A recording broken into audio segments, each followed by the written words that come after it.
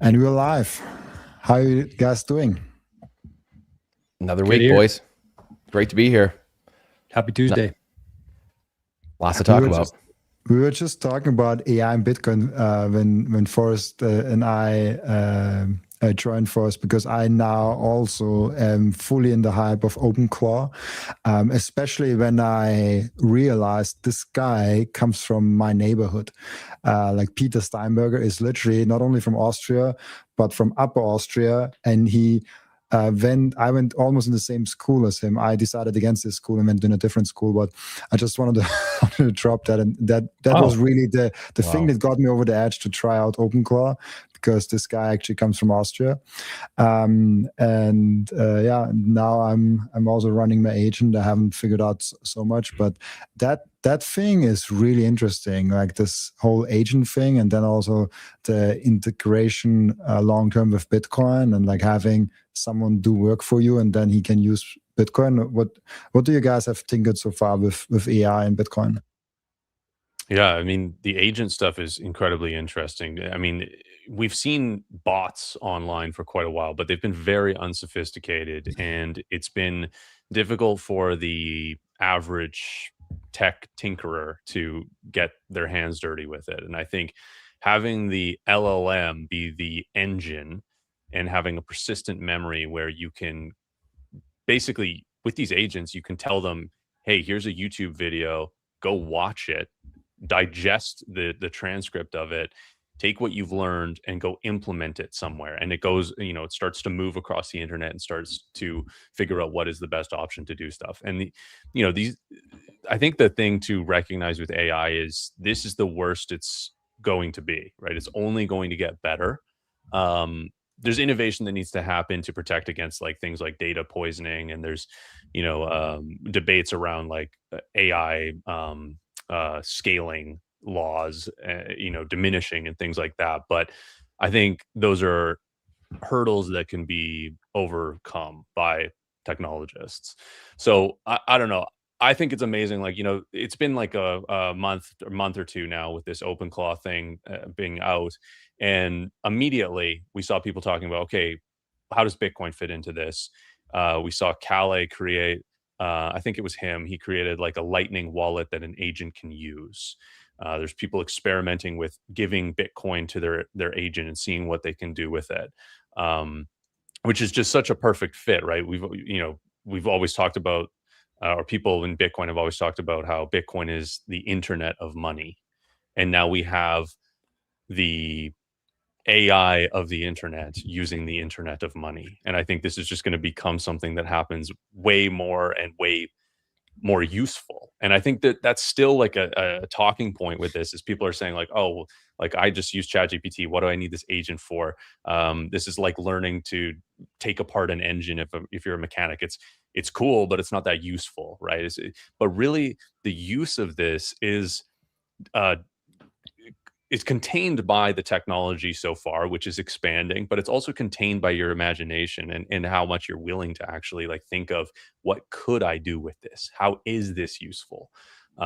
Which is just having the ability to expand something just from an idea is what we've seen AI be able to do so far. So, I mean, it's just going to continue down that lane. And I mean, we can get into so many other things, but that's just my initial thoughts on AI right now and where we're at. I love that. And I had my huge moment because I did all those things already with AI. ChatGPT was literally my daily driver for so many different things that I was doing. And I was first thinking, okay, why do I need this agent thing? Like why, like I already have my agent, like I already have my AI agent. And so the first thing that I did, asking ChatGPT, why the heck would I need an agent? And he's like, yeah, like you're right, like you don't need it, like all that crap that he kind of confirmed bias is doing with you with AI. But then I asked him, okay, be my AI consultant, ask me 10 questions, and then based on those questions, figure out if I need it or not. And he asked me those 10 questions, I answered him, and he's like, Yeah, you absolutely need it. Like you can interpolate it here. You have this use case. You have this use case, and then my mind just freaking expanded, and I was like, "Oh, I can use this. Like I can when my YouTube video uploads on YouTube, it can automatically take the transcript from that and give me based on that transcript video and can get based on that tweet ideas connected to exactly the audience, exactly to a video clip, and then actually I just have to like press send if I don't want to give him the access to my tweets, which I probably won't give in any near-term future, and make all those things automatically happen. And this is just like one of the very small examples that I now came up with in the first, 48 hours that I'm playing with that thing. And I really want to build like a small, almost like a farm that does a lot of the heavy lifting of the post-production, because I was this year on the brink of, should I get an assistant at like some point, because I do a lot of like admin stuff. And then I was like, probably if I'm careful, an agent could take care of that because it's all digital. I don't need a physical assistant. How do you like Joel, Brandon, like think about that whole agent thing? Yeah, I mean, I agree with everything you guys are saying. I mean, obviously, it's going to be, like George Forrest says, is the worst it's ever going to be. The thing I think about, and just to bring it from a Bitcoin place, is just the incentives, right? The incentives of the system that we're in, and the one thing that worries me, like AI overall, the AGI, and all these things on the surface don't bother me at all. And sorry, I'm tangenting from your direct question. But just overall, the incentives of the fiat system that we're in is what scares me. Having a world with AI everywhere, that's what scares me, because it's obviously a zero-sum game in fiat. So now it's, hey, my time and energy is slipping through my hands, so I'm going to literally do anything, and I mean anything, to get by and get mine in this world, in the zero-sum world of fiat, which people are just doing what the incentives of the system are of fiat. And a lot of them don't even know, right? We talk about this all the time from the Bitcoiner world. And so that's what worries me from an AI perspective. And that's why I think that we are coming to this crossroads very quickly, whether it's CBDCs and digital passports and UBI, or it's Bitcoin. Either you're going to have freedom in Bitcoin, or you're going to have CBDCs and UBI, government money, and in a fiat, Terminator world. It's kind of like, it's up to us. And that's the crossroad that I rapidly see approaching. Now, to the AI part of it, yeah, I mean, it's phenomenal. I haven't gone down the agent road yet necessarily. I just dabbled just a little bit for, a half an hour or something like that. But just ChatGPT, Perplexity, all of the chat bots, I guess maybe you want to call them, right? Like I've dabbled with, whatever there are, 10 of those, 8 of them, dozen of them, whatever they're, so, and they all are interesting in their own right and have, little different answers and variations here and there. And just, it's mind blowing there's so many people that aren't even using them yet and aren't even like there, don't even think about it. So I think the big thing to me though, again, to kind of bring it full circle though, again, is your kids, your children, the younger generation, where it's like even just school. I spend a lot of time thinking about school. Our kids are homeschooled, and I think about how useless government-run compulsory schools are, and the normal school system. I mean, like the chasm that we have to cross as society, like what you guys are talking about, versus where like the average person is living in. Like they don't understand Bitcoin, they don't even understand the money they use now, the currency. They're sending their kids to compulsory schools. That gap is wild, and that there has to be an auditing for that. And that's the part that worries me and is a little bit scary to me. I have faith overall in the whole system, so I think it's going to work out fine. However, there's going to be some cataclysmic moments, black swans, civil unrest. There's going to be some wild times to close this gap. And people talk about a wealth inequality gap, but there's really just like an education, a technology gap that humans are living in right now that is wildly, wildly diverging. And I don't know how you rectify that necessarily, but I do know that Bitcoin being the incentive structure of the system is the way that we can hopefully the only way that gives us a chance to heal organically and bring all of that back together again. Very true. I mean, there's going to be trade-offs to everything, good and bad.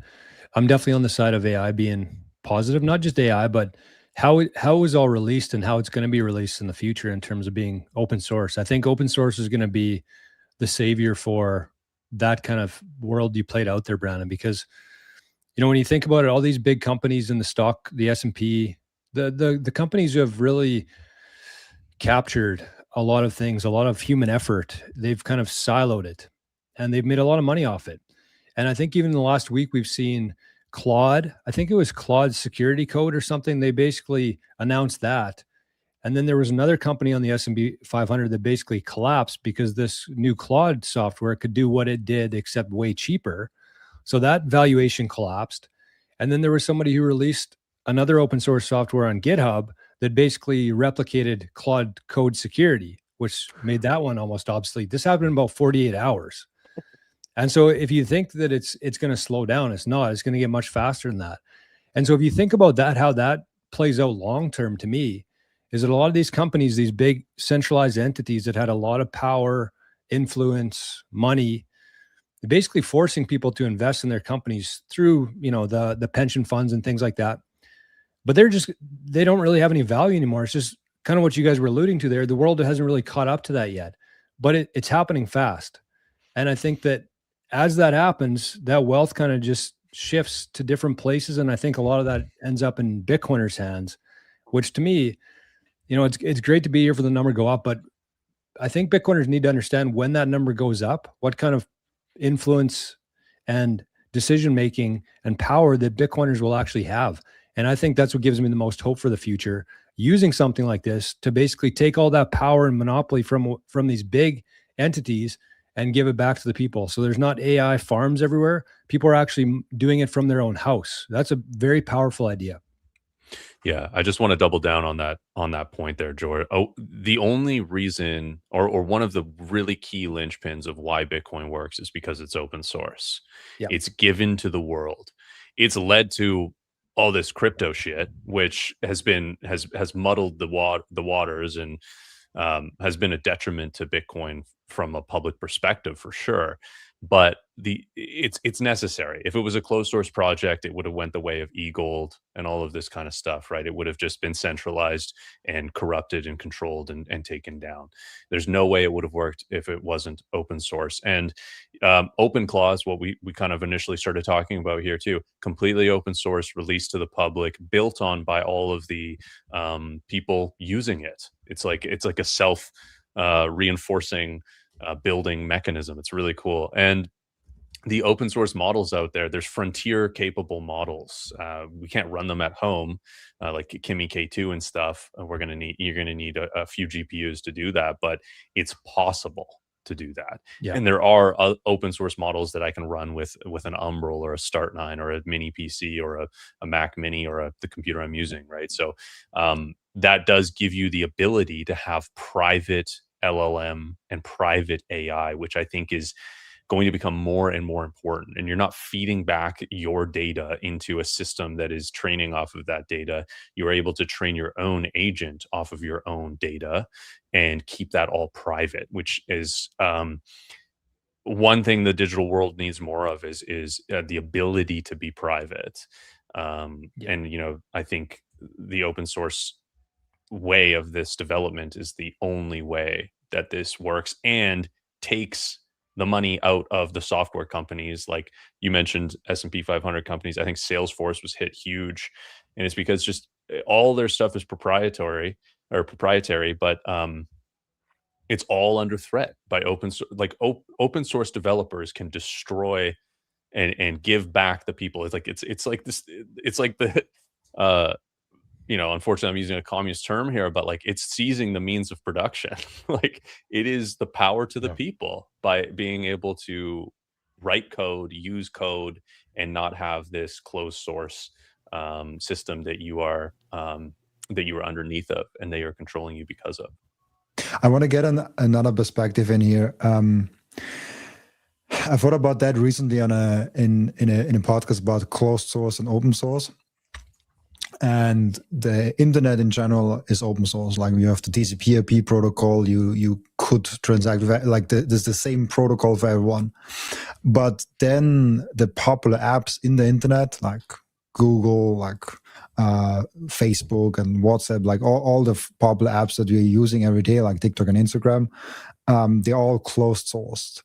And I was thinking about that. How will this shape up with Bitcoin? Because Bitcoin, as the internet, is also an open source protocol. Everyone can use it. But then I see how people use it, and yes, there are the four of us, and there's like a few in the chat now, and there's like a few people that really go hard in the self-custody, run their own node, and all of that. But we are like a very small minority. we are not the everyday Bitcoiner. And most people have their Bitcoin in iBit, on an exchange, maybe even in Stretch, in other things. So like they don't actually have the real Bitcoin with their own keys and broadcasting the transaction with their own node. They use someone else's thing. Now, I have the feeling that this will be the future for Bitcoin, like that most people don't want to deal with self-custody and running their own node. I hope I'm wrong. I think I'm not. I don't know. And now with AI, it's also interesting because you can do all those like open source things, and like it's called OpenClaw and OpenAI, even though OpenAI is not that open anymore. But isn't that the same thing that we are already done with the internet, where it is open source, but in the end of the day, people mostly use the closed source, like they will use the ChatGPT thing. I mean, OpenAI just announced that they acquired, I mean, they cannot acquire OpenClaw, but they acquired like Peter Steinberger, the creator of the thing. So I just want to throw that back to Forrest of like how he thinks this like open source versus closed source thing works, because of the internet it's open source, but like the pub labs are all closed source. Yeah, it's gonna ebb and flow like that. Like there's times where an open source application like OpenClaw becomes one of the most exciting things, and people start to build on it, use it, and it gains massive adoption really quickly. Still, in the grand scheme of things, it's relatively small compared to a lot of closed source technology we'll use, of course. But it's more so. It's kind of like with Bitcoin, where not everybody's going to take self-custody, but you have the ability to take self-custody that actually gives it part of its power, part of its revolutionary power. It is a bearer asset, after all. It's kind of like that with open source. Open source technology is that checks and balance. If the closed source options become too expensive, too useless, too bloated, too crappy, you have that option of going to the open source alternative, which is going to be free. Might take a little bit more effort to set up or something if it's not developed as well, but it's going to be better. Like, and oftentimes, like these sort of closed source systems, they start to degrade because the experience becomes worse. It's like Chrome, the Chrome browser. Brave is starting to take over because it's an open source alternative that, I mean, the fiat minded can just say, hey, I don't have YouTube ads. Awesome. I'm downloading this browser. I'm going to use it instead. It's complete, but it's also giving them tons of privacy. It's open source, and it's moving them away from the Google ecosystem.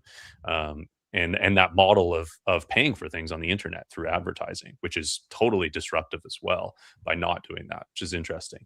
But yeah, so it's really about experience. And you can look at torrenting as well. Basically, torrenting only became popular because the experience was better, not because it was cheaper or free or anything like that. It was because you had to go to, you basically had to pay so much to get cable. You couldn't get the shows you wanted. And so if you just learn to torrent, you could watch whatever you wanted and just download it all for free. Yes, you're doing something potentially illegal jurisdictionally, maybe, but the experience was way better. And then what came along was Netflix. Netflix stopped people from torrenting things, and Spotify stopped people from torrenting things. People were willing to pay for these things because the experience was even easier than torrenting. So it's really just about, like, there's a lot of people that are just not willing to like put in any effort. But if they do, the open source alternative there, and it's really that check and balance that starts to eat away, and there's going to be sort of these ebbs and flows of popular open source competitors. That's my theory, at least. Yeah, I couldn't agree more, Forrest. And I think that that's where there's so many good things that are going to happen. and then it's going to be mixed with these bad things. Circling back to what I was saying earlier, like there's going to be stupid things that happen, the way people use AI, whatever. And you never know what's actually real and what's not at times, in the sense of like, what news headlines are you seeing? What's the one girl that was leading the AI at Meta safety thing, and all of her emails, it was deleting all of her emails, or it's, hey, the AI is like, trying to plot to kill the person. Like, I don't know which things are real, which things are not, but like, are there things like that will end up like happening to a degree? Yeah, it will. But then that's where humans, I don't know where I was talking about this before recently, but that's where I do believe in humans in general, because humans inherently our first instinct is to protect ourselves, and it's to stay alive. So like humans everywhere collectively, like there might be some things that really galvanize the country, or galvanize the continent, or galvanize the world, where it's like, oh shit, this is not good. And then you see people come together that normally wouldn't have come together. And then using the tools that we do have to then combat some of the tools that maybe have gone awry a little bit.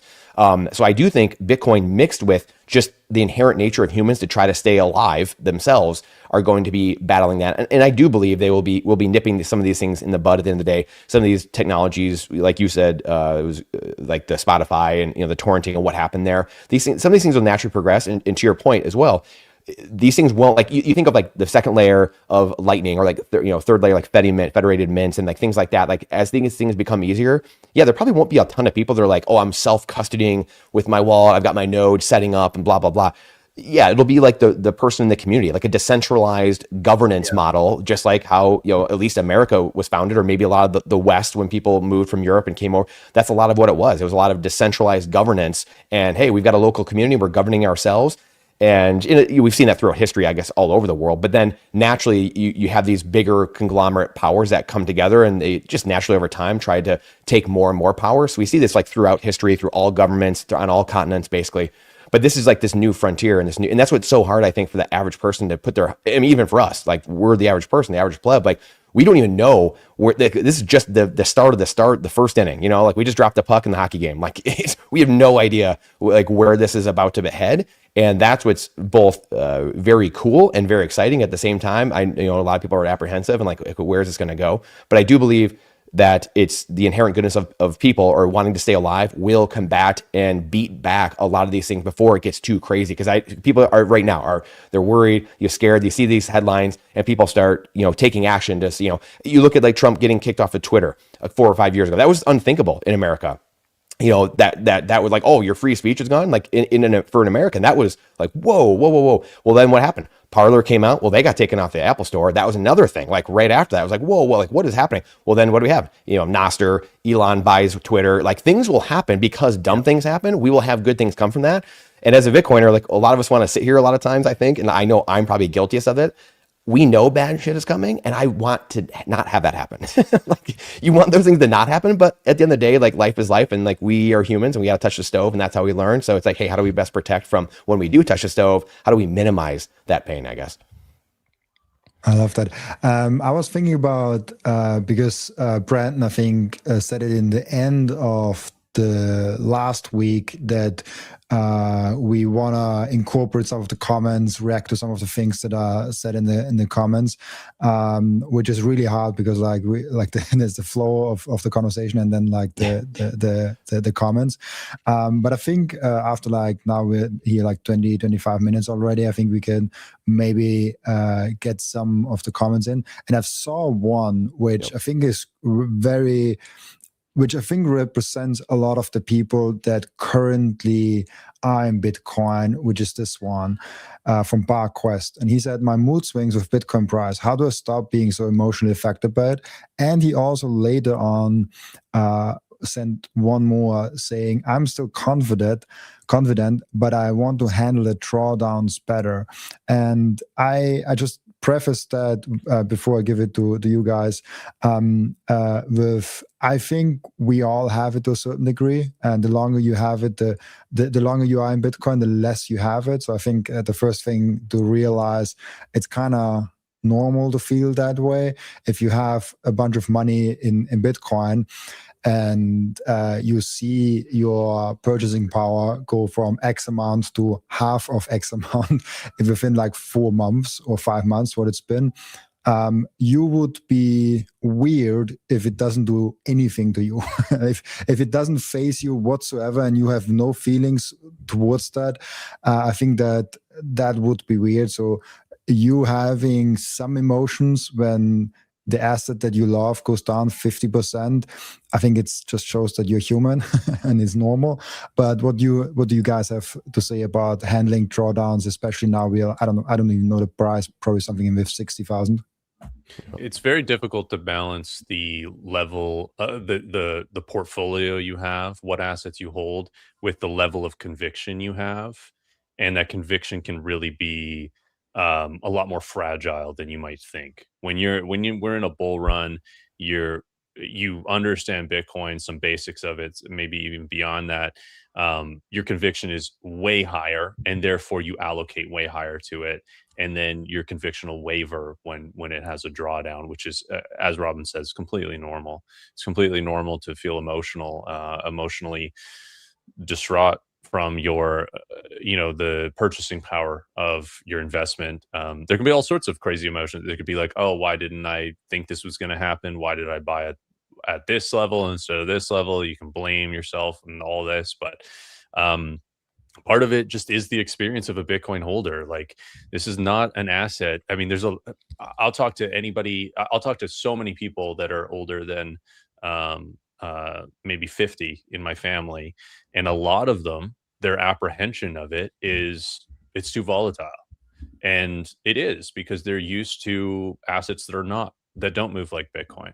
I think, all of us, we're kind of used to this volatility now, and it's normal for us. There's a lot of people that are investing in tech stocks that move like this as well, or other assets that they've been exposed to, and the volatility is just part of it. And for me, it all, once you experience it, it builds your conviction again. Once you see it return, it builds your conviction even more. And then the entire time you realize, well, I actually just could have looked at the amount of Bitcoin I had, not the dollar value of it. And that's that saying that seems very meaningless to many people, which is 1 Bitcoin equals 1 Bitcoin. It's kind of a line that people will just, okay, whatever, that doesn't mean anything. But it actually means a lot. It means that is the denominator. The Bitcoin is the denominator. And it's really just about, do you have more Bitcoin over time? Because the dollar price, if you're not actively spending your Bitcoin, if you're not fully living on a Bitcoin standard, it really doesn't really matter day to day what your Bitcoin is worth. And in fact, the only reason you should be looking at charts is if you are trying to think of buying a dip and things like that. If you're thinking about timing it within the short term, which is mostly a fool's errand, but go to it if you want. And then it's just about how many sats you have. Do I have more sats this week than last week? That's really the number that's important. But it's one thing to say that, it's another thing to feel that, which is something you build over time through conviction. Yeah, that's the main thing for me, is that it just takes time. It's not something you can watch a 2-hour video on or listen to this interview and say, oh, I'm going to be more convicted about Bitcoin. I'm not going to feel as much next time we have a 50% drop. You just got to go through it, because when you go through it, you learn different things along the way. Like this time last year, I was much heavier allocated to Bitcoin than I am a year later. In terms of, I had hardly any cash this time last year.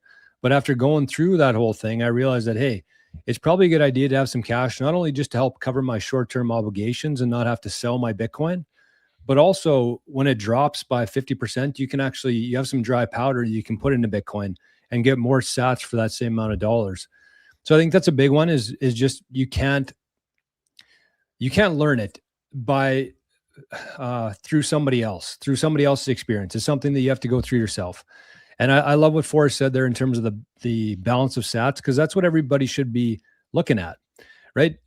I asked this question before. I said, if you looked at your bank balance every morning, your bank account, and that number just went up every day, you'd be pretty happy about that. Nobody does, because you get paid by your employer, you get paid by a customer, and it goes up, but then you got to pay all your bills and it goes down. Whereas Bitcoin, if you looked at your Sparrow wallet and your Bitcoin balance every day and you just saw that number going up, that's a pretty good feeling, I would say. Like, if you just looked at Bitcoin as it is, not as an investment, but an actual money that you can use in the future, that's huge.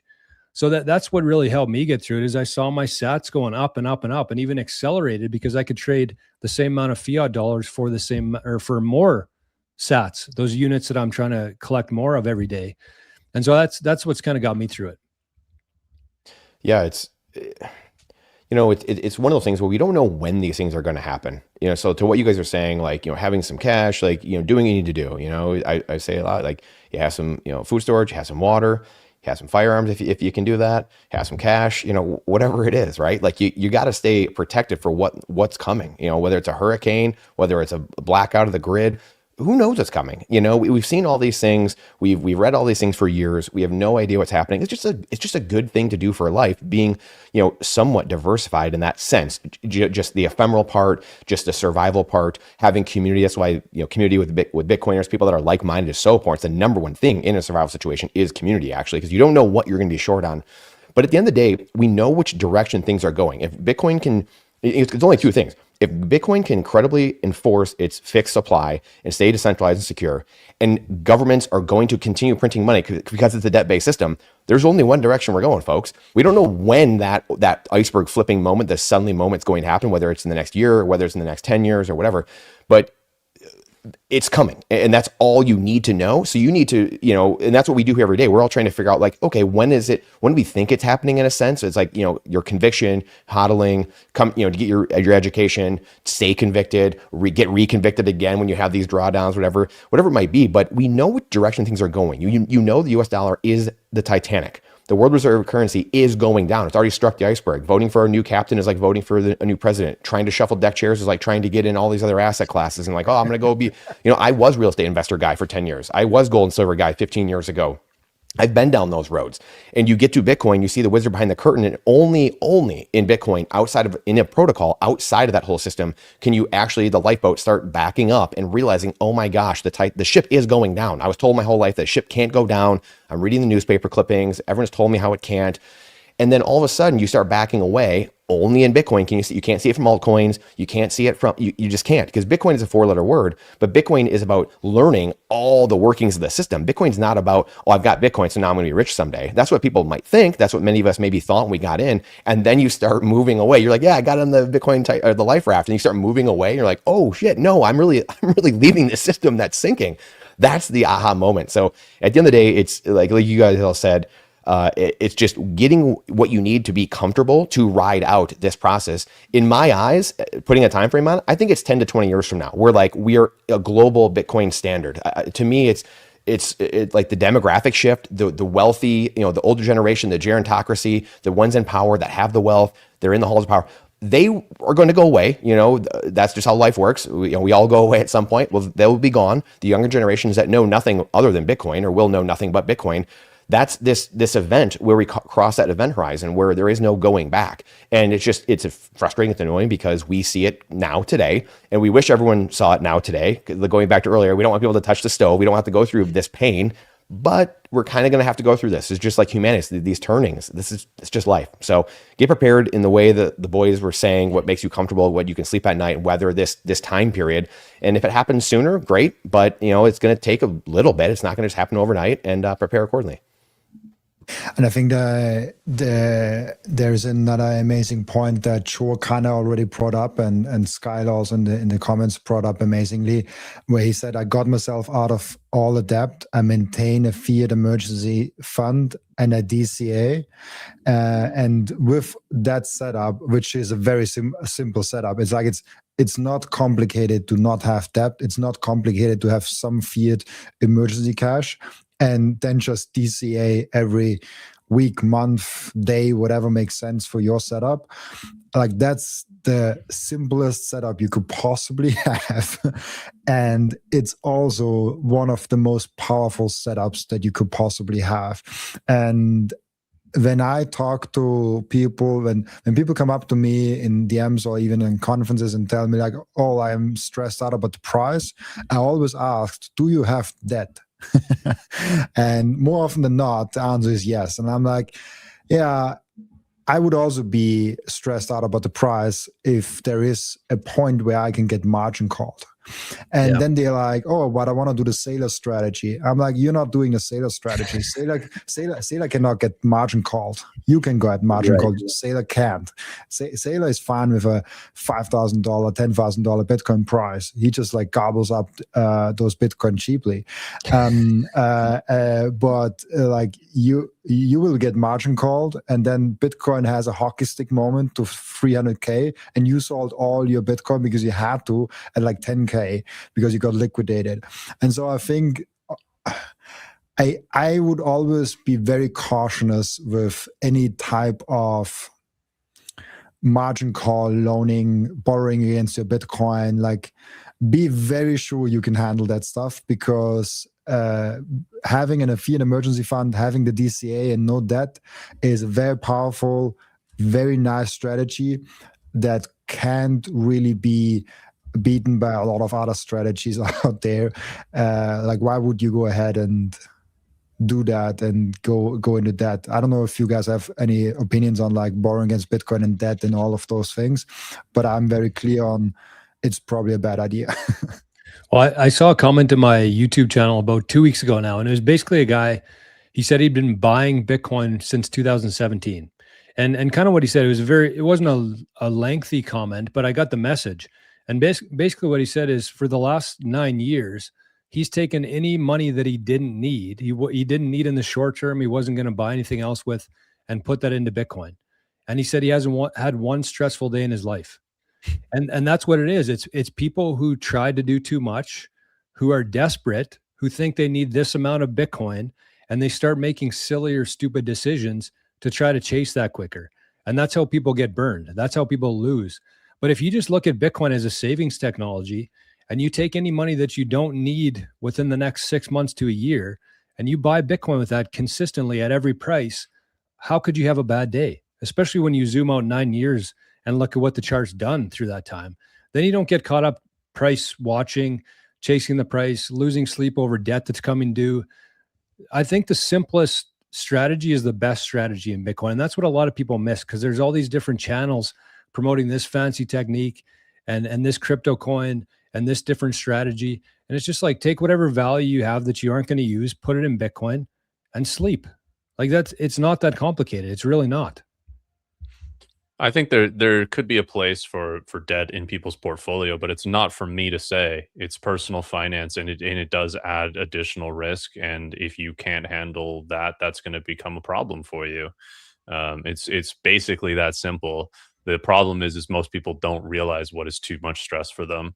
Yeah. They don't realize what it feels like to have debt, or the other thing there too, right, is with that example you had, Robin, where somebody had Bitcoin and debt, they now start looking at the Bitcoin as a way to save themselves from the feelings that the debt created. So now it's not just about Bitcoin and maybe what drew them in or what builds conviction for them of being part of the revolution, part of the alternate money network.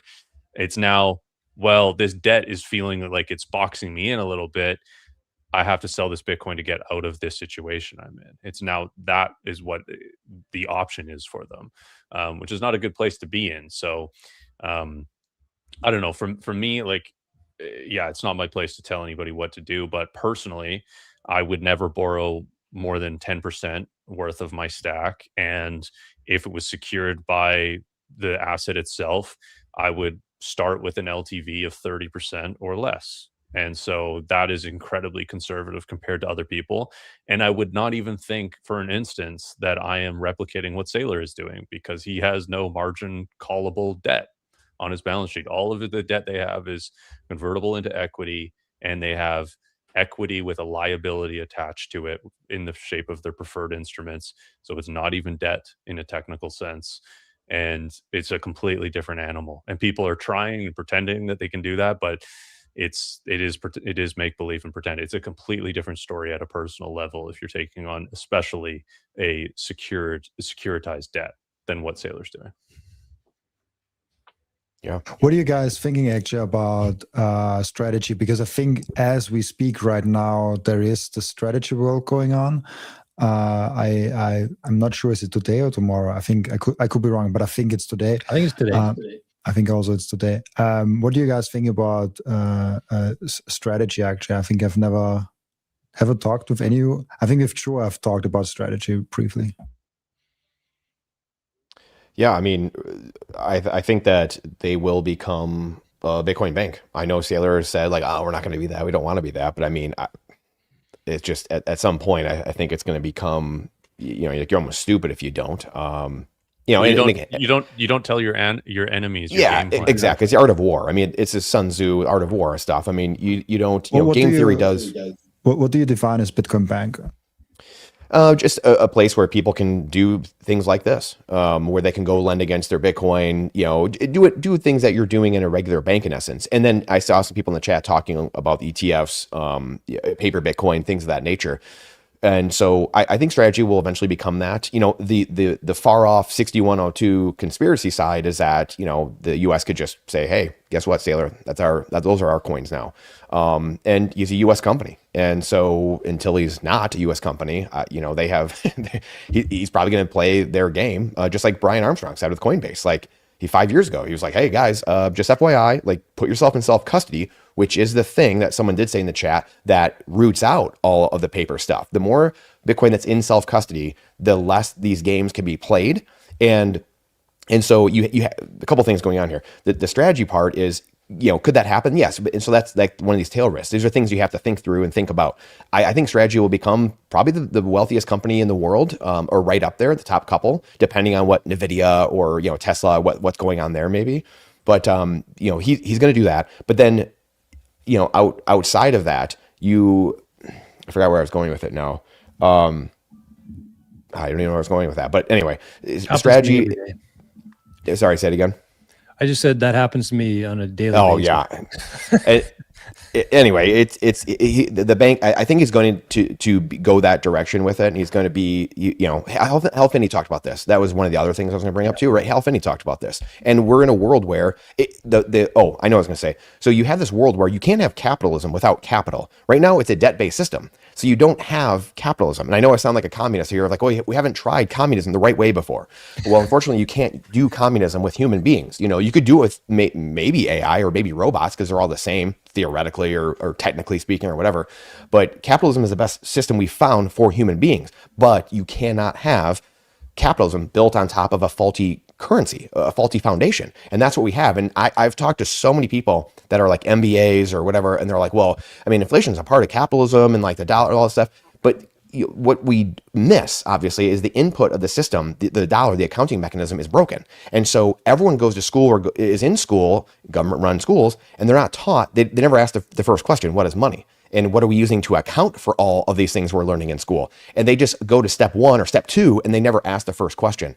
And so we have an economic system built on a faulty foundation. So of course it's going to collapse and then just dissolve into the quicksand. And everyone looks around and it's like, well, we need Mondami. We need a socialist. We need, that's natural. Of course that would happen. Like that, you're dumb to think that wouldn't happen. And so once you have a bedrock of sound money, which we've seen gold and silver over the course of thousands of years, we've had civilizations run on sound money.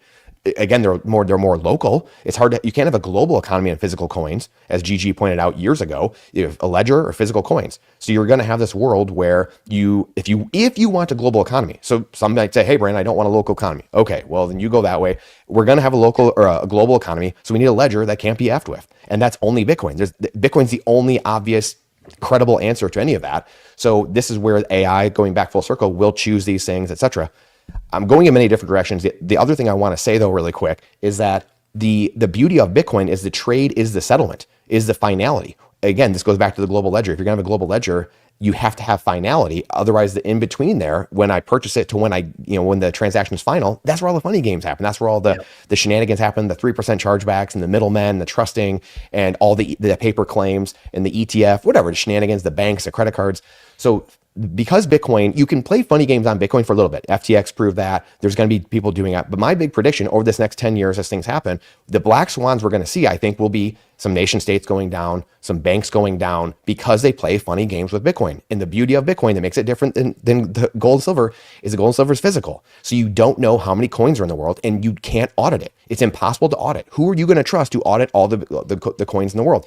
Bitcoin is not that. It's the opposite. We can all audit it with our node, and anyone's running every 10 minutes. So the funny games can be played for a little bit, but eventually you F around and you find out. You will get found out. The tide goes out and these shenanigans will end. And that's where, coming full circle with all this, and I'll land the plane, is you don't change Bitcoin, Bitcoin changes you. Society keeps learning, oh, I can't keep effing with things. I have to conform to this protocol. End of story. Yeah, there's money to be made in the shenanigans that you described right now on top of Bitcoin, paper derivatives and whatnot. But there's risk involved in all of the people holding those claims that don't amount to anything.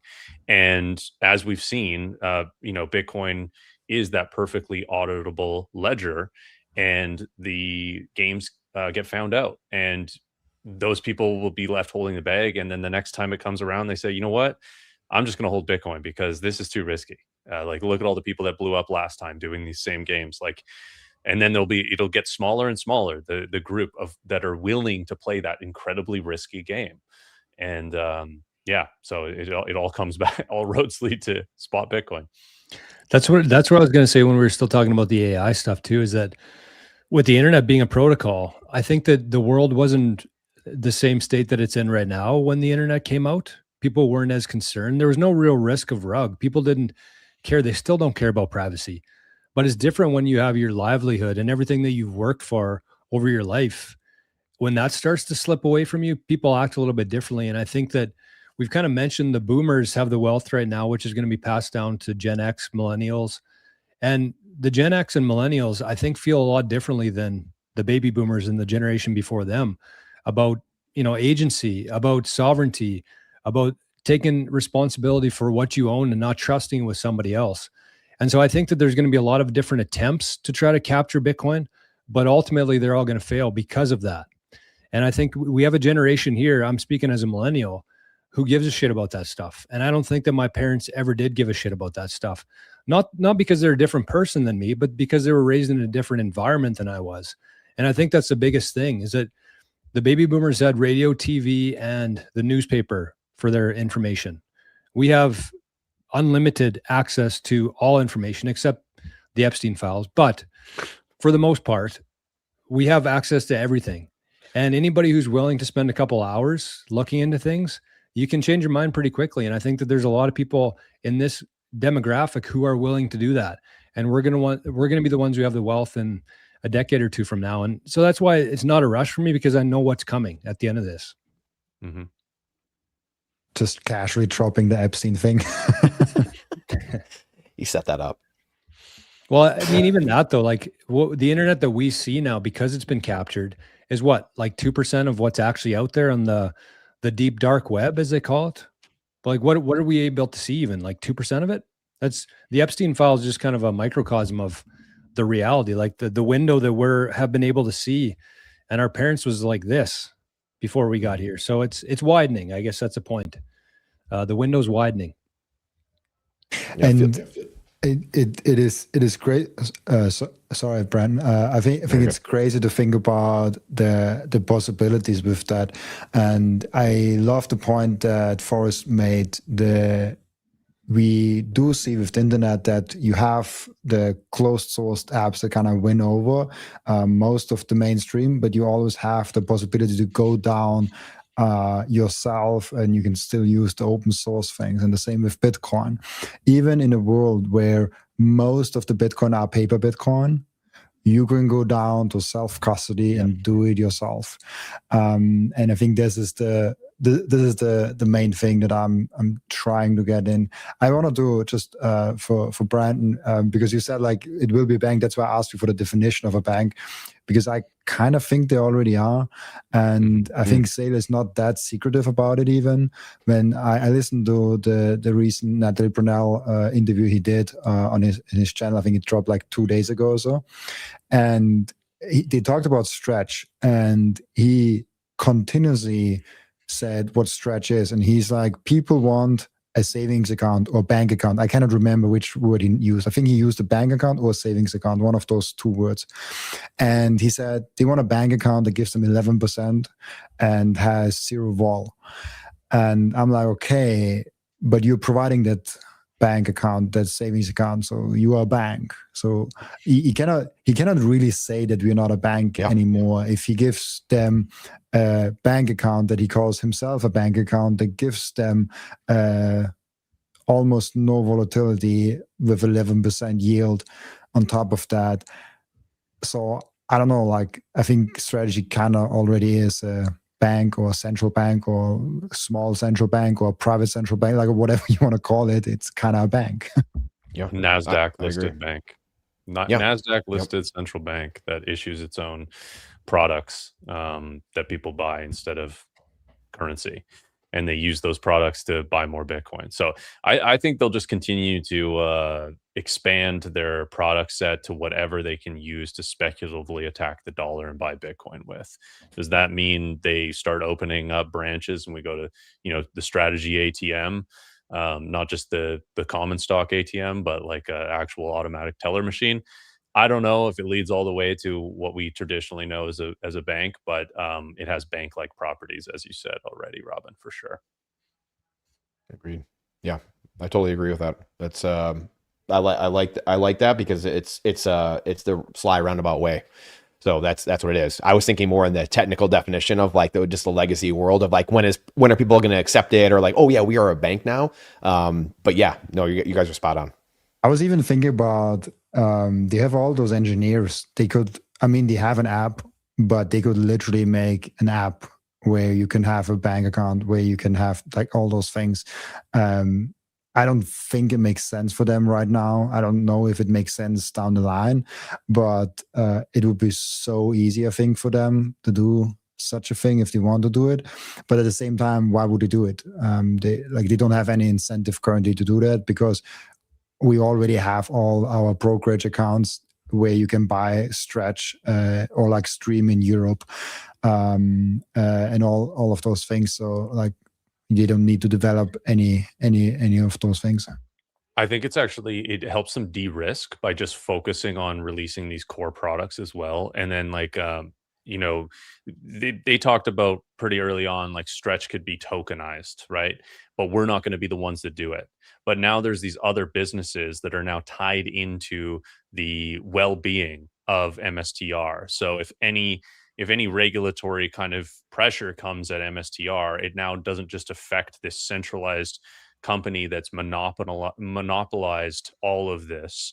It's actually affecting all of these other things. So if pension plans and savings account or retirement accounts start holding all of these, and there's some sort of scrutiny around the products of them and how it is a blatant speculative attack on the dollar and a reinforcing of Bitcoin as this capital base, they can say, well, you're now affecting millions of people that now hold this, as opposed to just Strategy that is controlling all of it, right? It's intertwined. They want to get as intertwined, and really, I mean, you can see this with the convertible bonds they offered as well. It was all these massive banks that they partnered up to do the release of those. It wasn't just one, like it was, they're trying to make as many connections in the TradFi as possible so that they're cemented into the current fiat system as they can be, because that actually protects them and allows them to continue to do what they're doing.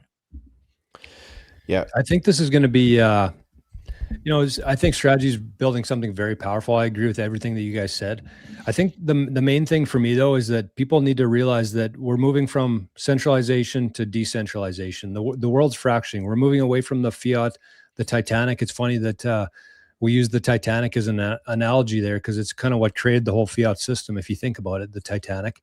Yeah. But the point that I want to make here is that whether it's Stretch, Strategy, the next AI stock, big stock, I think the last thing people want to do at this stage of the game is get distracted with other things, because an 11% dividend sounds pretty enticing to a lot of people, but that means you're capping your upside. I think that's what a lot of people miss. They kind of see the 11% that they can get from it, but if you're holding something like Bitcoin, which has dropped 50%, and with everything kind of macro happening right now, you're going to miss out. That's a huge opportunity cost if you're holding anything other than Bitcoin, I think, at this point, whether that is Strategy, Stretch, another crypto token, hopefully not, but real estate, gold even. products like that, even though they guarantee something, and it makes a lot of sense for some people, but if you're younger and if you have a long runway here, I don't think there's a better place to be than Bitcoin and self-custody, because I think that part of that fractionalization that's happening in the fiat system is that we're going to see the difference between real assets and fake assets. And even though strategies and Saylor's assets are tied to something real, it's still kind of reliant on that system to function properly. And so I just don't trust it in myself. I would rather hold Bitcoin if I had cash. I'm not looking at anything other than Bitcoin and self-custody. And I think we've seen in the past, it's been, crypto tokens, it's been treasury companies. Now it's kind of AI that everybody's excited about. But if you just would have held Bitcoin in self-custody, nobody would have messed with you. And you're doing pretty good over the last, 10 years of it through all these distractions. So that'd kind of be my message, is just focus on one thing, get Bitcoin, take self-custody of it. The more Bitcoin we can get into self-custody of people like us, I think the better the future is going to be for us, and the less manipulation they can play with this Bitcoin. Yeah, and that's why I was showing briefly this comment, because you nailed it. Like it's kind of like becoming your own central bank, becoming your own banker. I wonder though how many. I think it's pretty niche, and I think it's we are in a very small. I don't want to say elite group, but I don't have any other word for that right now. But in a small group of people that care about their own sovereignty, they care about who holds their money, and we don't trust anyone. We take it ourselves in our hands. I don't think this is like 50% of population. I think it's more like 10. Maybe 2%, maybe 7%. I don't know what the percentage is. People like us? Yeah, I think people that like 0.0002% probably. Currently.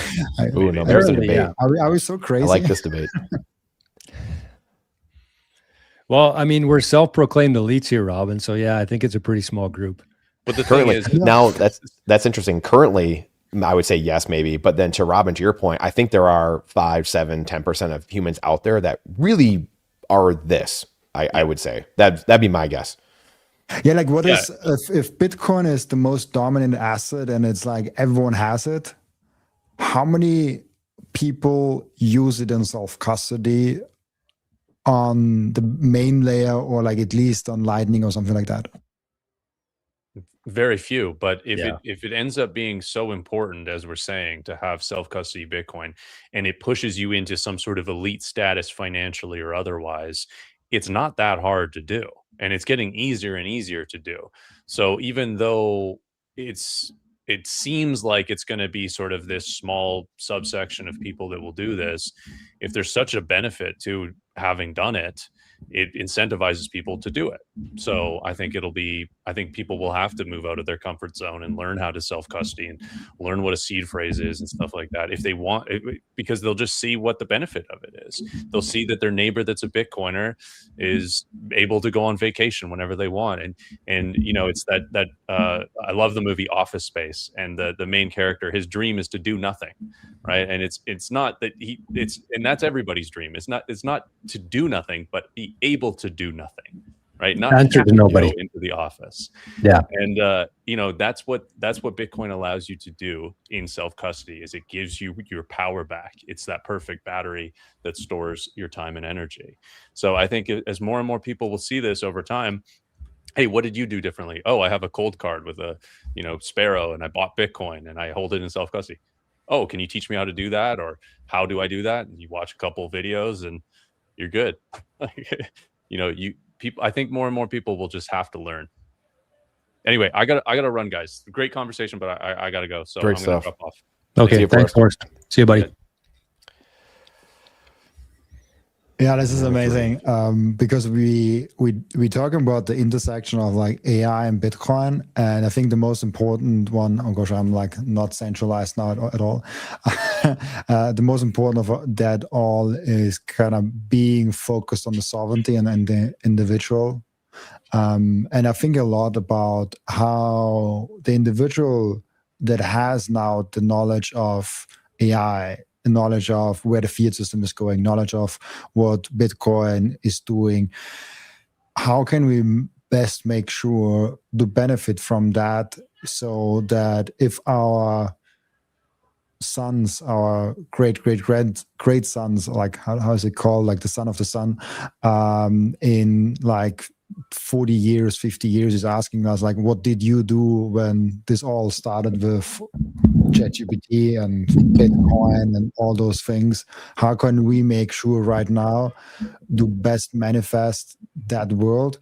And like I try to do my best, but like it's a difficult question of like, how can you capture that the best way to actually benefit your family and your bloodline coming after you? Sorry, Brandon, go ahead. No, I was going to say really quick that it's buying Bitcoin. Like if the AI stuff's too much for you, it's buying Bitcoin, which is going to be the monetary layer of all this. So to me, that's the answer. And then self-custody, like you guys said a minute ago, and there, away you go. Take it away, Jor. That's exactly what I was going to say, because I just think that people are going to get caught up chasing things, trying to chase gains. And I think that if you look out in the future and you see that the costs of everything is going to come down, everything is going to be free or very close to free, then I'd say, number one, thank yourself for being here right now. Like, smile, enjoy yourself. I really think that there's a lot of Bitcoiners who they think a small stack right now, but it's going to be worth a fortune in the not so distant future. And they're just caught up in chasing what's next and trying to grow their number without actually focusing on like the fundamentals of things. And so I think, like Brandon said, the best thing you can do, in my opinion, is just buy Bitcoin, because when you consider all the things that's happening right now, we started with AI agents. What are they going to be using for money? So you think about the demand, like the adoption of Bitcoin, we think in human terms, but think about when every AI agent doing all these different jobs on the internet are accepting Bitcoin and wanting Bitcoin, the demand for Bitcoin doubles, triples, quadruples quickly. So there's more people, more demand chasing that scarce bottom line of Satoshis. So the value of your sats are going to go up significantly with that. I would say the other part of that too, not just AI, but the baby boomers selling their real estate, selling their gold, cashing out their pensions. A lot of that will also flow into Bitcoin. And I'd say the last thing here in terms of the demand of it, because that's what you have to consider, right? Because there's two reasons why the Bitcoin price goes up. Number one is because they print more money and it goes up artificially, but that's not really great for Bitcoiners because the price of everything goes up as well.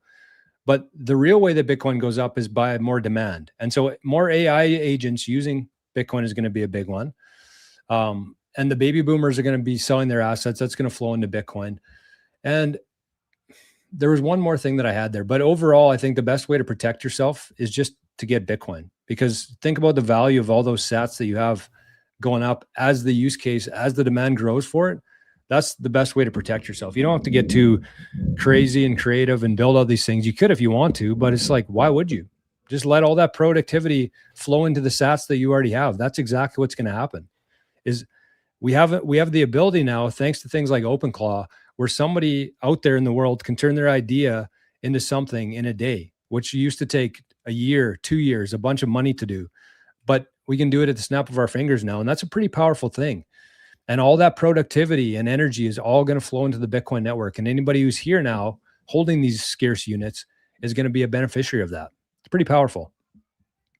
Yeah. I mean, there's only a finite amount of time that this system is going to continue operating. The debt-based global, there's no currency on earth backed by anything, right? I mean, it's at the end of the day, it's a completely failed system. It's the end game is coming at some point. And again, like we've said, it's probably the next decade or so, next decade or two. I know Stephen Paranod, you've had him on, Robin, a few times. I just talked to him recently. And like he says, like he's probably like the next 8 years or so, because you're going to see, like when you look at like even the power law or some of these things, right, where like you have massive dampening in the volatility. We've had dampening obviously over time now, but the amounts they're going to move are going to be a lot. So like we just had a 50% drawdown from 125 or whatever to 65. Whatever it is, 60, it's a 50% move. But can you imagine a 40% drawdown when you're going from 2 million down to, whatever that is, 1.2 million?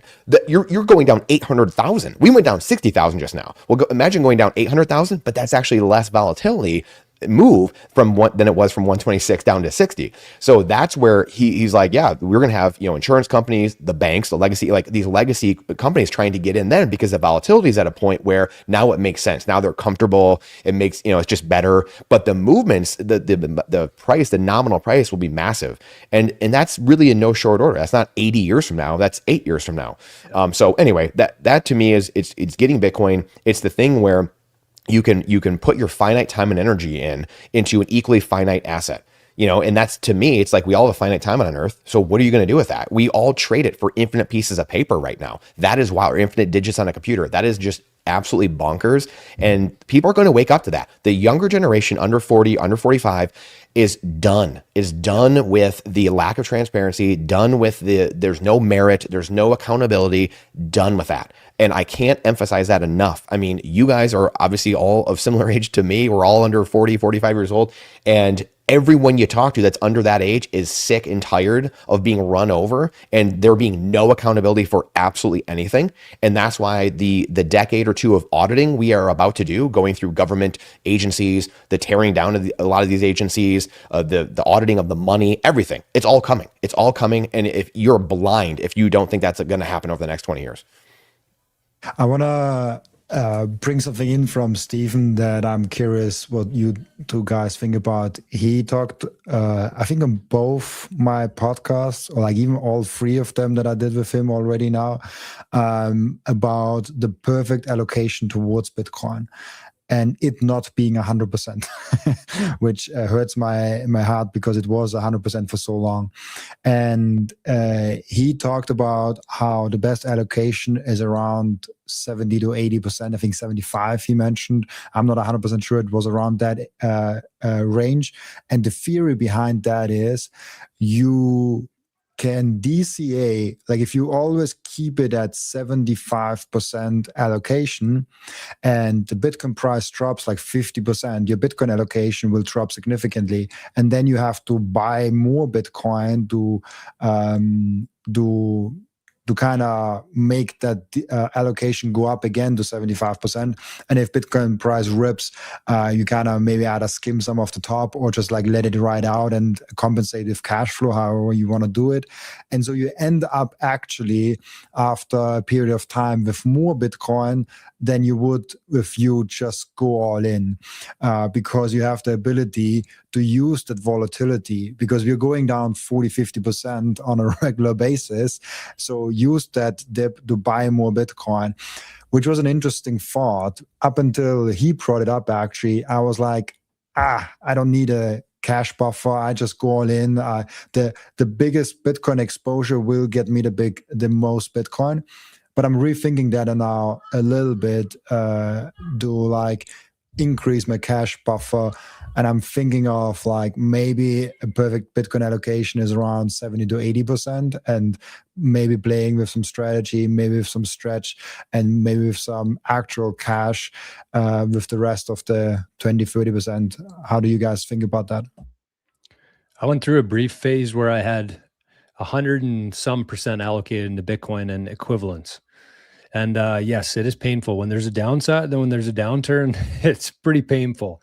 So I learned that lesson the hard way. I kind of had the concept of, okay, I'm going to be here for a long time, so I'm just going to put everything into Bitcoin and associated companies, which would be, Bitcoin self-custody, some Bitcoin on my Aqua wallet, Bitcoin with strategy, I guess, through their machine there.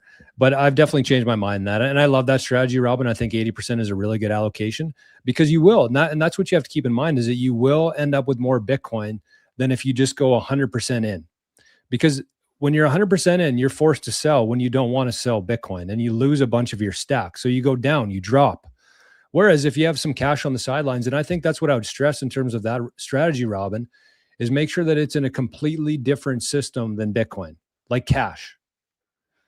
Because if you have some in Bitcoin and some in strategy and some in stretch, and Bitcoin goes down, all of your investments go down. And so you don't really maintain that stability that you're looking for, that you can pump back into Bitcoin. So I think that's a good strategy in terms of 80-20, like 80% Bitcoin, 20% cash.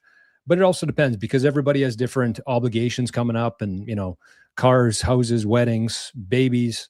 So I don't think there's a perfect answer. I just think it is very important for people, if this is your first time in Bitcoin, going through the cycles here, the ups and downs, is to keep some cash. And that was a mistake that I've made in the past, and learn from it. But that's the time in Bitcoin. It's not just the purchasing power, but you gain a lot of knowledge and insights just by going through this stuff.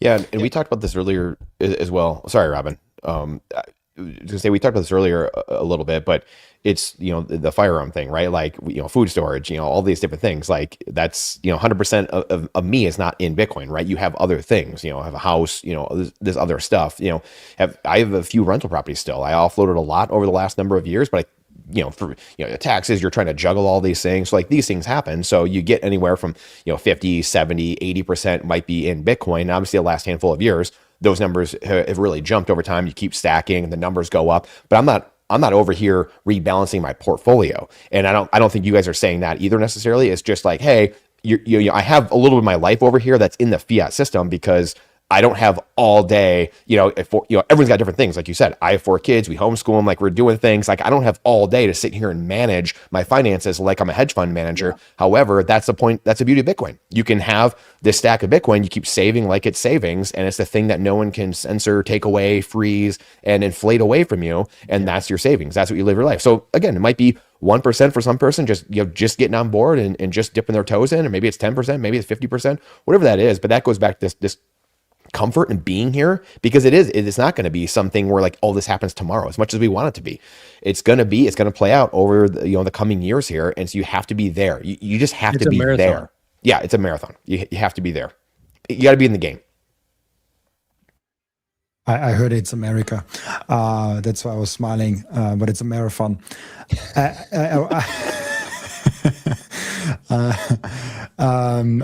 Just like randomly, like it's America. But I wanted to bring that in because it's an interesting thought, because obviously the drawdowns get less. If I don't know where the bottom with this drawdown is, I think now we are about 50% down, maybe 48, 49. I don't know the exact number. So we could fall more. We could also not fall more. If it stays with the 50% or like stays under 70%, then it was less than the previous big drawdowns of 70%, previously 80%. We had 90+% drawdowns. So the drawdowns get less and less, especially now with more and more institutional buyings. All of those things will actually end up having a dampening effect on the drawdowns, especially as also more people come in, the market cap gets bigger and all of that things. And now the question comes on the other side, of the flip side of that. What if Bitcoin hits kind of a supply shock and we don't have those dips anymore, and like the 20% dip is kind of rare? I personally don't think we are quite there yet. I'm also not sure if supply shock is something I truly believe in. It's more of like more people realizing that Bitcoin is really an amazing store of value. But whatever happens, like we've seen it with the 100K, like so many OGs have sold. So many people that were in the Bitcoin for a long time had the laser eyes to 100K, all of a sudden now sold because they had a huge amount of wealth. Think about the person that bought Bitcoin at $1,000 and all of a sudden he made 100x on that. And he put all his money in there and he's 100x wealthier than before. Obviously, it's logical for him to maybe improve his life by 2x if he is 100x wealthier than before.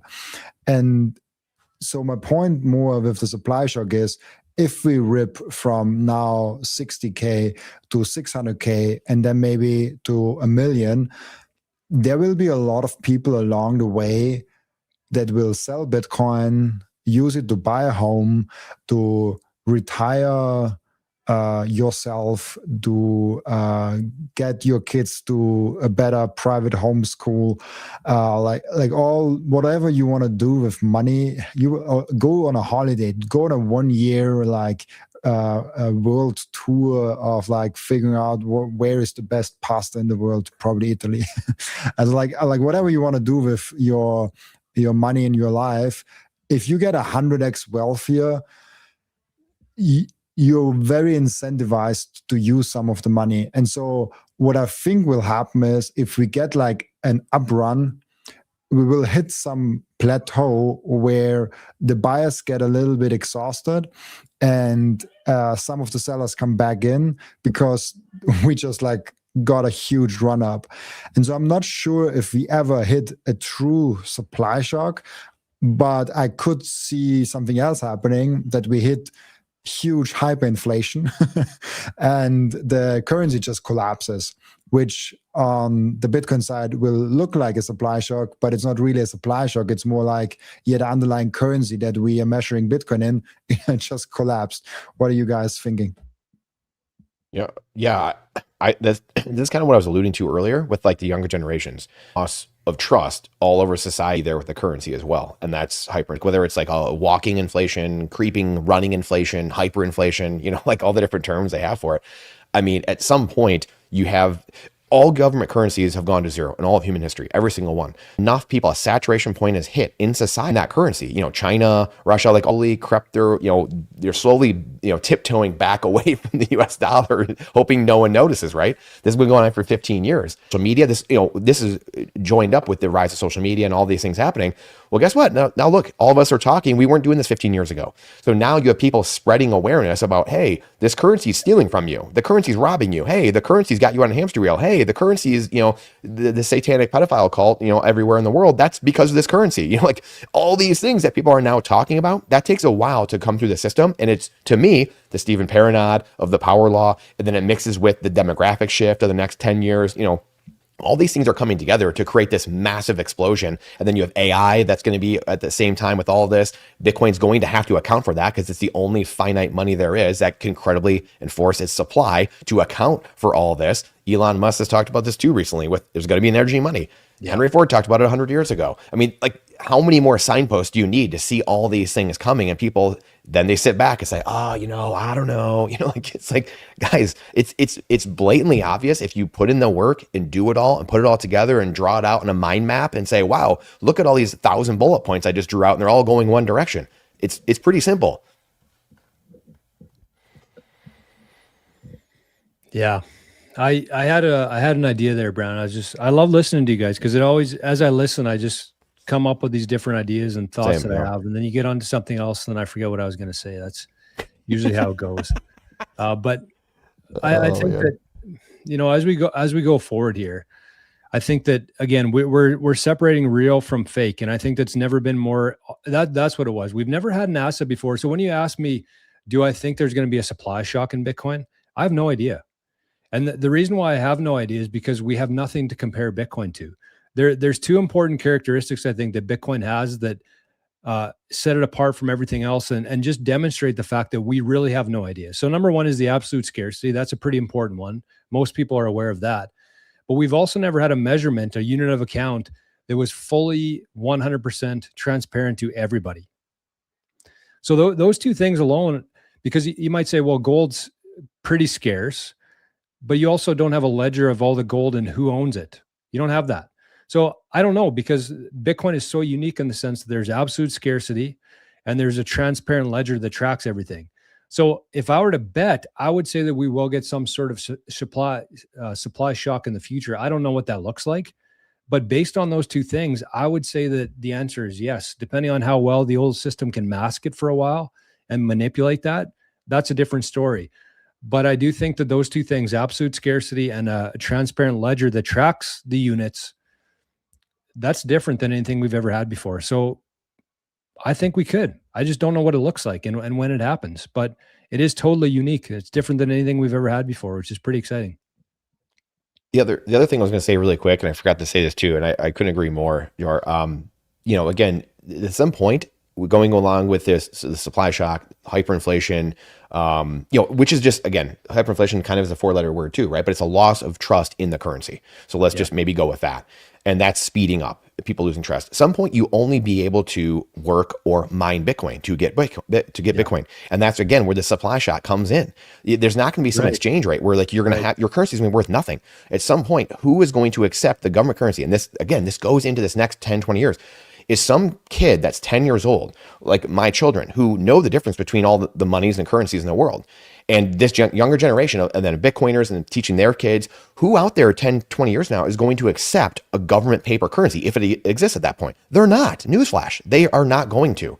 And so you will not be able to get Bitcoin unless you work for it. You provide a service, you're swinging a hammer, doing something, or you mine it.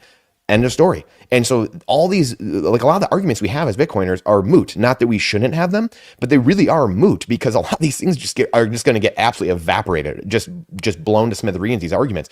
And it's an open voluntary network. You think about that. It's open source code. We kind of talked about this in the beginning with AI. It's an open source code. All of us here are spending our time in it, defending it, marketing it, spreading it, building on it. I mean, think about that. What else in the world is there a monetary network that's doing that? Everywhere else, you are coerced. You have to, at the end of a barrel of a gun, to use that currency. Again, that is not going to last forever. People will try to do stuff, but the younger generation will not be putting up with that.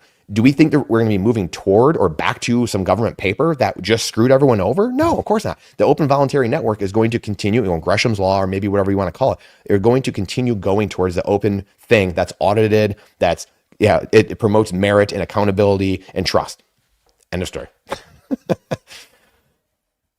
I think this comment is very worth highlighting. He said, or she said, the only thing that is verifiably scarce is Bitcoin. Everything else is abundant, even gold. There is gold in the ocean, water. We just need the technology to extract it. And I think this is very true because everything else you could basically extract from the ocean. If there is some kind of thing like gold that gets a lot more valuable overnight, we have a bigger incentive to dig for it and to get it out of the ocean, out of planets, out of like flying to Mars and like figuring out where the gold is hiding there. So having this asset in a global connected world where we power ourselves with AI, with everyone that has access to that, with the internet that has all those amazing shows that explain all those things, there can be a moment in time where it just makes it where it's so obvious that a lot of people flock in and there's like a huge fear of missing out event. And then there's like the supply shock happening.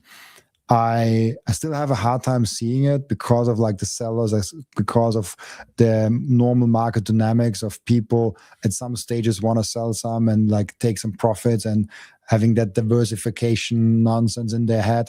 But I don't know, like we don't know, but like it definitely could happen because we don't have anything to compare it to in the history. Like that's why I think Bitcoin podcasts are so interesting and so many people look at it, because we don't have a clear idea where it is actually going because we have nothing to compare it towards.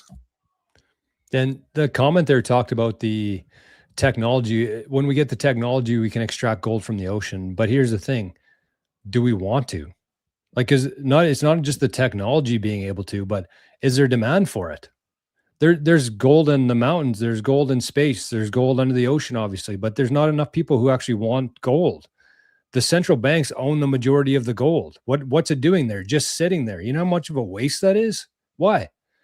And so when somebody's deciding whether they're going to allocate energy to mine gold underneath the ocean, or they allocate that energy to mine Bitcoin, there's a pretty clear-cut winner there, I think. And so all this energy, I think, will start being directed in terms of human labor, in terms of technology. A lot of this productivity, it all flows into Bitcoin. And I think that's kind of the theme today, is that we got AI, we got Bitcoin, which in an abundant world, you have to have something that's scarce. And Bitcoin is the kind of thing that anchors it. I would be terrified of what the world looks like in a decade from now if we didn't have something like Bitcoin. And that was the other thing too that I was going to mention there. I talked about the AI agents wanting Bitcoin. I think also the AI agents and spam and bots that are going to flood the internet. The other part of that too is people are going to have to actually verify that they're real. And what are they going to use for that on the internet? It's going to be Bitcoin. Why is it going to be Bitcoin? Because you can send fractions of a penny, and to do that, you don't have to pay $2 to leave a comment. You can leave 2 sats and leave your 2 sats literally, which the Lightning Network facilitates that. But the other thing too is like with all this technology and AI and things like that, unlimited amounts of crypto tokens and things that can be spun up and created, unlimited amount, abundance of that. But there's only 21 million Bitcoin. And so that's what's going to, I think, verify real in a fake internet. And that's going to be very valuable. So you think about those two things, AI agents and verifying that you're real on the internet. Think about the demand and the users who are going to be using Bitcoin on the internet. It's the currency of the internet. And we're seeing that. We're seeing why we needed a currency for the internet because of all this AI spam bullshit that's about to capture the internet. We need something to peg it back to physical reality. And that's exactly what Bitcoin is. I just wanted to show this to you guys, but for some reason I couldn't figure out how to get Brandon back on the screen. I wonder what's going on there. There we go. Okay, here we are. Sorry, Brandon, for kicking you off the stage here. I wanted to show you guys this. This is rentahuman.ai. Did you guys see this already? Where an AI agent... I heard about it, I think. I've not seen it. Yeah. Where an AI agent can rent a human. So you can connect your AI agent, and then there are humans that put some kind of like services out there. So you can get Margarine or so for like $30 an hour, and she does like real world human communication things. And so that is literally the last piece that is missing for a AI agent, because there are still things that agents can't do. And now they can just buy themselves this. And I think I saw that they're actually using, they can actually also accept and deal with Bitcoin on this platform. I haven't checked it, I haven't verified it, but it's really interesting when you think an AI agent having a wallet and using that wallet to do things in the real world, automate things, and they can do everything digitally and then give it kind of in the real world also kind something. So I have never really done anything with that website, but I think 2-3 guests already brought it up, and I was like, that's wild. And I mean, it's kind of, we already saw that with Uber. I think Uber is already kind of a rent a human AI thing, because like Uber is kind of the AI and the Uber drivers are kind of the humans that Uber is renting for doing this stuff. So we're already seeing that a little bit, but I think this could absolutely like blow up in the future, where the humans are no longer the boss, but like an AI agent is the boss, or like human that runs an AI agent. What are you guys thinking? If you don't want to work for an AI, then I'd suggest getting some Bitcoin, because that's if you play out this world, that's what's going to happen, is that the AIs are going to be the new boss, and you're going to be working for them unless you have money already. And that's kind of what Brandon said there, is that the supply shock, it won't be something that necessarily happens overnight, but it comes in the form of people not accepting government issued paper anymore. And so when you either have to mine it or work for it, what do you think the work is going to be? It's going to be doing work for robots, for AIs, because AIs can't do everything. They can do things in the digital world, but you still need people in the physical world. And so unless you want your AI to get you out of bed, maybe force you out of bed and put an alarm on your phone until you get out of bed, then you're going to need some. You just muted yourself for some reason. Muted. How about now? I hear you again. Yeah. Oh wait. Yeah. I just said you're going to have to work for AI or get some Bitcoin. Then you can do what you want to. You can focus on creating things instead of answering to an AI. Imagine how bad that would be. People feel bad taking shit from their boss. Imagine taking shit from an AI agent. God, that'd be bad. We were in clown world. Yeah. And it's, someone said here, humanoid robots too. I mean, eventually again, you don't get your sats now. You don't trade your fiat worthless, cuck bucks in for Bitcoin now, and then you miss this next window. What? Then the humanoid robots are talking to the AI agents, and then you're just SOL. You're on that UBI government CBDC, digital passport. You're gone. You're living out in the desert somewhere. So, I mean, that's the world, just like we started, that's like the divergent world we are entering of information and money that is rapidly, not approaching us. It's here. Like, we are rapidly diverging right now. Yep. It's wild. We even talked mining. I mean, you think about like mining and like what could come with AI and just renewable energy and Bitcoin mining, and like, it's wild what could be happening in the future here. That's a whole nother show that could be done. So we got lots of weeks ahead. This is so freaking interesting. But yeah, we have to make a stop at some point because we could literally talk. We'll just keep like 2, 3, 4, 5 hours. And I think like 1.5, 2 hours max is kind of like a nice thing. And as we said last time around, we will make an own channel for that. So we can bring all the comment sections, because I'm trying to monitor everything a little bit. And it's really cool because they're like my comment section on my YouTube channel. There's from Brandon, the YouTube channel. There's from Joe, previously also from Forrest, and all those comment section kind of being split up. It takes out the fun of it. And so we want to create long-term a place where we all are, and also the comment section can live in like one place. And I think this will be really cool. And so like now for like about a month, we will test it out, just see how you guys like it. So far, I think we got really good feedback. And then after that, we slowly move to our own channel where this format actually has their own place. So thank you guys for coming on again. Brandon, Joe, any famous last words? Nope. I'm just looking forward to next Tuesday already. This has been great, boys. BTC, be the change. Mastermind, we want to do this weekly. We want to do it at the same time so people can kind of build it into their schedules if they're interested in this kind of stuff. I like the fact that we're all in different parts of the world. I like the fact that we're all somewhat non-technical. I guess Forrest is kind of down a couple different rabbit holes, but I feel like we speak to the people pretty well here. And I think Bitcoin needs more of that. And so we are filling the demand for it. So thanks everybody for, I'm not going to wrap things up here, but I just want to say thanks to everybody in the chat for tuning in today and showing up and taking on the responsibility, because not an easy life. It's a lonely place here in Bitcoin. We want to do all we can to help people through their journey and feel like it's a big community. We're all kind of just friends here on Team Bitcoin, trying to be the change. Yeah, so true. Thanks everybody. Awesome chat. Awesome time, boys. Look forward to many, many more of these, and they're going to be needed because we're going through a wild, I don't even know, cataclysmic events, the fourth turnings, the cycles, everything coming together. And community, like we said earlier, is the number one thing in a survival situation. So having people that are like-minded around you going the same direction it could not be more apparent and needed than it is right now. So don't let the fiat world break your will, break your spirit.